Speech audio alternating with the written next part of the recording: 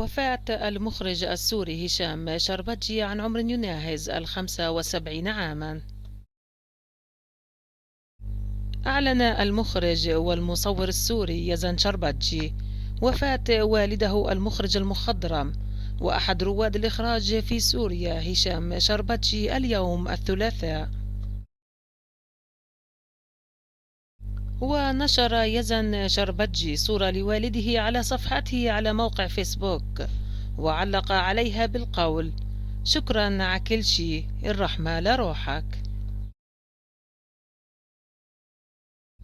ومن جانبها نعت نقابة الفنانين في سوريا شربجي وفقا لتغريدة الوزارة الإعلام السورية على موقع تويتر. نقابة الفنانين في سوريا تنعي المخرج الكبير هشام شربجي الذي توفي صباح اليوم عن عمر يناهز 75 عاما بعد معاناة مع المرض. ويعد هشام شربجي أحد مؤسسي صناعة الدراما في سوريا، وأحد أبرز المخرجين عبر تاريخ الدراما السورية والعربية.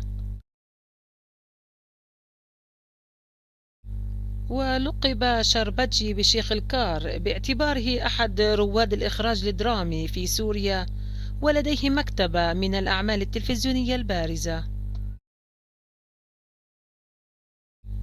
مثل مسلسلات مرايا وعيلة 5 نجوم وعيلة 6 نجوم وعيلة 7 نجوم ويوميات مدير عام وأسرار المدينة وغيرها من الأعمال التي نالت شعبية واسعة في سوريا والعالم العربي عامة.